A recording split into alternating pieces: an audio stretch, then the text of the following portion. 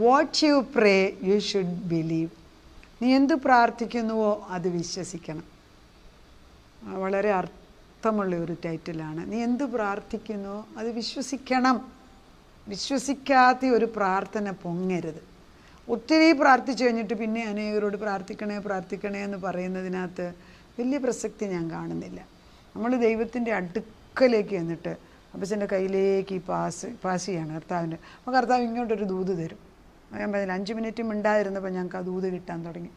അപ്പം അതിന് പറ്റിയ ഒരു വാഗ്ദത്തം ഇങ്ങോട്ട് തിരിച്ചു തന്നാൽ ആ വാഗ്ദത്തത്തെ മുറുകെ പിടിച്ച് അത് ജീവൻ വെപ്പിക്കണം.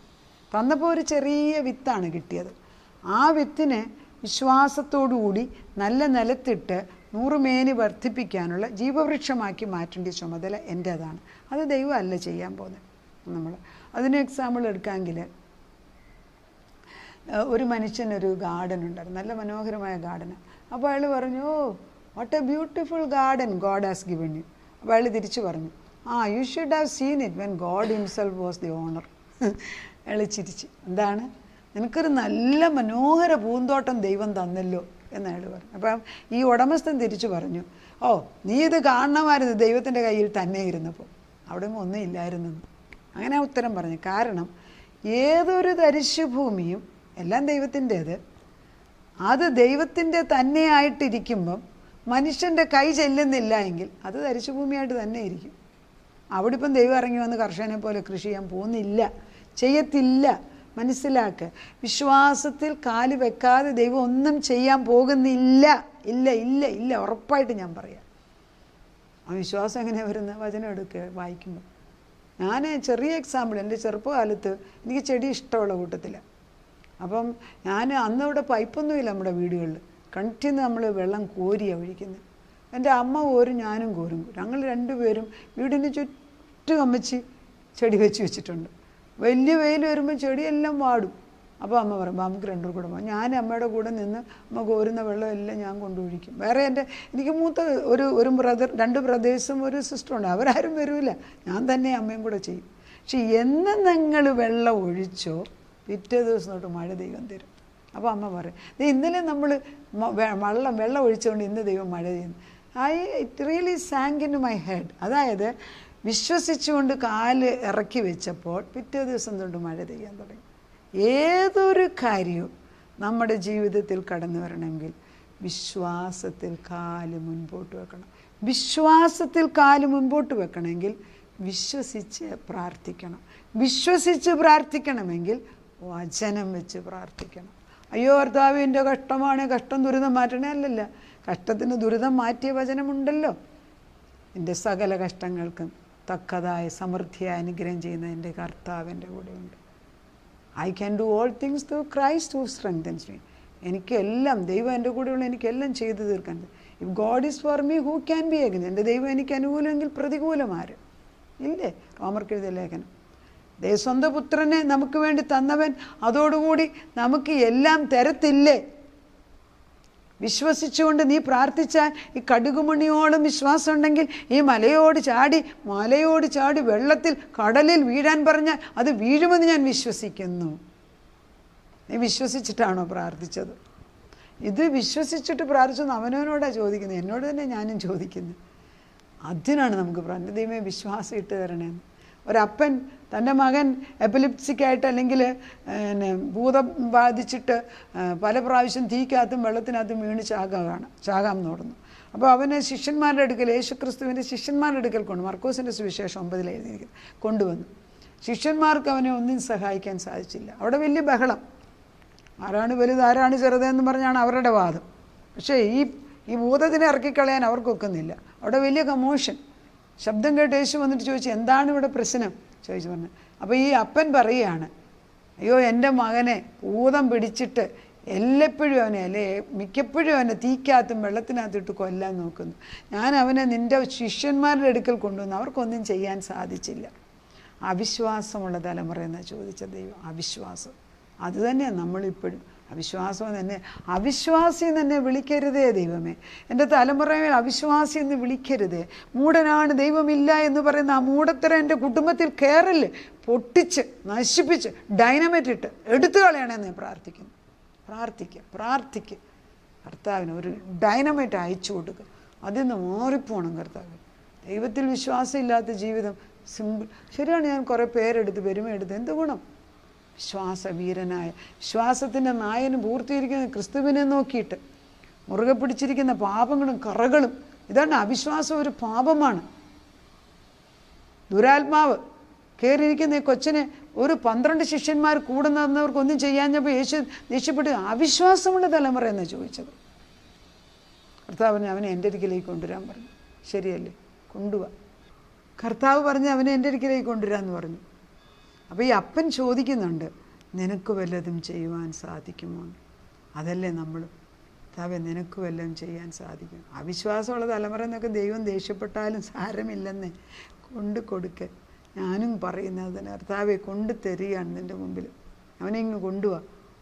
എന്നിട്ട് യേശു വിളിച്ചെന്ന് കേട്ടപ്പോഴേ പിശാച് അവനെ വലിച്ചഴിച്ചിട്ട് അവനെ ഉപദ്രവിക്കാതെ ഇട്ടേച്ച് ഓടിയെന്നാണ് പറയുന്നത്. അത് തന്നെയാണ് ഞാനും പറയുന്നത്. അത് നമ്മൾ കാണുന്ന പോലെയുള്ള വലിച്ചെടയിലൊന്നും ഇല്ലായിരിക്കും ചിലപ്പം. പക്ഷെ ദൈവത്തോട് ചേർന്നല്ല, ഒട്ടിയല്ല അവർ ജീവിക്കുന്നെങ്കിൽ ലോകപ്രകാരമായി അങ്ങ് പോവുക. അവിടെ കുരിശ് നാട്ടുകയാണ്. കർത്താവ് ഇനി മുൻപോട്ട് പോകാനൊക്കത്തില്ല. Turn around, come back to the home.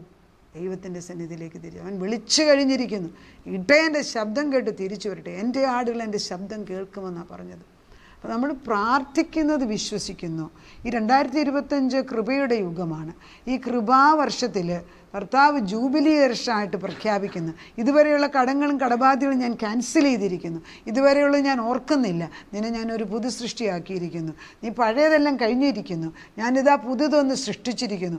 പഴയത് ഓർക്കേ വേണ്ട എന്ന് പറയുന്ന ദൈവം നമ്മുടെ മുമ്പിൽ വന്ന് നിൽക്കുകയാണ്. ഈ ജൂബിലി വർഷത്തിലേക്ക് നമുക്ക് അനേക പ്രിവിലേജസ് ആൻഡ് പ്രിഫറൻസസ് ഉണ്ട്. അതെല്ലാം പ്രാപിച്ചെടുക്കണം. നമുക്ക് പ്രാപിച്ചെടുക്കാതെ ഒക്കത്തില്ല. ഞാൻ വിശ്വസിക്കുന്നതേ പ്രാർത്ഥിക്കാവൂ. പ്രാർത്ഥിക്കുന്നത് വിശ്വസിക്കണം, വിശ്വസിക്കുന്നത് പ്രാർത്ഥിക്കണം. അപ്പം നീ പറയുന്നത് വിശ്വസിക്കുന്ന വ്യക്തിയാണ്, നീ പറയുന്നത് ചെയ്തെടുക്കും. കർത്താവാണ് പറയുന്നത് ജൂണിൽ നീ പോകണമെന്ന് പറഞ്ഞ് നീ പോയിരിക്കും.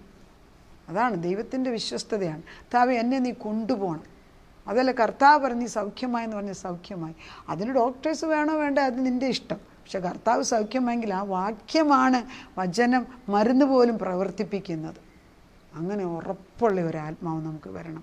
ഈ ജീവിക്കാൻ പഠിക്കുക എന്ന് പറയുന്ന പരിശുദ്ധാത്മാവാണ്. ഈ ജൂബിലി വർഷത്തിൽ നമ്മുടെ കുഞ്ഞുങ്ങളുടെ കടബാധ്യതകൾ, പ്രശ്നങ്ങൾ എല്ലാം അഴിച്ചു തരുന്ന വർഷം. ഈ ജൂബിലി വർഷത്തിൽ ഈ യെശയ്യാ 61 വാക്യം എടുത്ത് വായിക്കുന്നത് നല്ല. എളിയവരോട് സദ്വർത്തമാനം ഘോഷിപ്പാൻ യഹോവനെ അഭിഷേകം ചെയ്തിരിക്കുന്നു. യഹോവയുടെ ആത്മാവ് എൻ്റെ മേലിരിക്കുന്നു.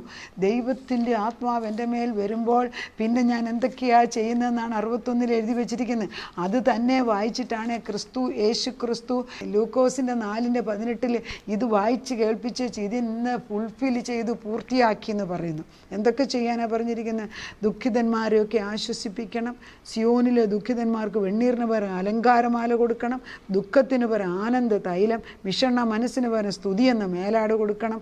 അങ്ങനെ അവൻ മഹത്വീകരിക്കപ്പെടേണ്ടവർക്ക് നീതിവൃക്ഷങ്ങളെന്നും യഹോവയുടെ നടുതലയെന്നും പേരിടണം. അങ്ങനെ അങ്ങോട്ട് പേരിട്ട് കഴിയുമ്പോൾ എന്ത് സംഭവിക്കും? അവർ പുരാതന ശൂന്യങ്ങളെ പണിയും, ഊറന്മാരുടെ നിർജ്ജന സ്ഥലങ്ങളെ നന്നാക്കും. തലമുറ ഇടിഞ്ഞു കിടക്കുന്നതിനെ പണിയാൻ പോകുന്നു. പണിയുന്നു അവർ. ശൂന്യമായ നഗരങ്ങളെ കേടുപോക്കുകയും ചെയ്യുന്നു. അന്യജാതിക്കാർ നിൻ്റെ ആട്ടിൻകൂട്ടങ്ങളെ മേയ്ക്കും. പരദേശക്കാർ നിങ്ങൾക്ക് ഉഴവുകാരും മുന്തിരിത്തോട്ടക്കാരും ആയിരിക്കും. നിങ്ങളോ യഹോവയുടെ പുരോഹിതന്മാരെന്ന് വിളിക്കപ്പെടും. നമ്മുടെ ദൈവത്തിൻ്റെ ശുശ്രൂഷന്മാരെന്നും നിങ്ങൾക്ക് പേരാ. എന്തൊരു പിന്നെ അങ്ങ് അനുഗ്രഹം. നാണത്തിന് പകരം നിങ്ങൾക്ക് ഇരട്ടിയായി പ്രതിഫലം, ലജ്ജയ്ക്ക് പകരം തങ്ങളുടെ ഓഹരിയിൽ സന്തോഷിക്കും. അങ്ങനെ അവർ തങ്ങളുടെ ദേശത്ത് ഇരട്ടി അവകാശം പ്രാപിക്കും. നിത്യാനന്ദം അവരുടെ തലയിൽ വീഴും. യെശയ്യാ 61 ഞാൻ വായിക്കുന്നത്. അവരെ കാണുന്നവരൊക്കെ അവർ യഹോവയാൽ അനുഗ്രഹിച്ച സന്തതി എന്ന് പറയുന്നു. ഞാൻ യഹോവയിൽ ഏറ്റവും ആനന്ദിക്കും. എൻ്റെ ഉള്ളം എൻ്റെ ദൈവത്തിൽ ഘോഷിക്കും. മണവാളൻ തലപ്പാവ് അണിയുന്നത് പോലെ, മണവാട്ടി ആഭരണങ്ങളാൽ തന്നെത്താൻ അലങ്കരിക്കുന്നത് പോലെ അവൻ എന്നെയും നമ്മുടെ മക്കളെയും രക്ഷാവസ്ത്രം ധരിപ്പിച്ച് നീതി എന്ന അങ്കി ഇടുപ്പിച്ചിരിക്കുന്നു. ഭൂമി തൈകളെ മുളപ്പിക്കുന്നത് പോലെ, തോട്ടം അതിൽ വിതച്ച വിത്തിനെ കിളിപ്പിക്കുന്നത് പോലെ യഹോവയായ കർത്താവ് സകല ജാതികളും കാണുക നീതിയെയും സ്തുതിയെയും മുളപ്പിച്ചിരിക്കുന്നു. അനുഗ്രഹം. 2025 വർഷം അനുഗ്രഹ വർഷം തന്നെ. ഇത് ജൂബിലി വർഷം. തലമുറകളുടെ മേൽ കർത്താവിൻ്റെ കൈ വെച്ച് കഴിഞ്ഞിരിക്കുന്നു. ഇനി കാണാൻ പോകുന്ന ഐശ്വര്യം ഞാൻ സകലതും നിർവൃത്തനാക്കി 6-ാം ദിവസത്തെ അനുഗ്രഹിച്ചു. 7-ാം ദിവസം സ്വസ്ഥതയിലേക്ക് കയറി അനുഗ്രഹത്തിലേക്ക് തന്ന ദൈവം കടന്നു വന്നിരിക്കുന്നു. നമുക്ക് പ്രാർത്ഥിക്കാം. മാതാ, കൂടെ നിന്ന് ഞങ്ങളെ നടത്തുന്ന ദൈവം, ഓരോ ദിവസവും നിൻ്റെ ഫലങ്ങൾ പുറപ്പെടുവിക്കാൻ തക്കവണ്ണം മുന്തിരിയാകുന്ന നിന്നിൽ നിന്നുകൊണ്ട് നീ പറയുന്ന വാഗ്ദത്തങ്ങൾ വിളിച്ചു പറയുമ്പം യെശയ്യാ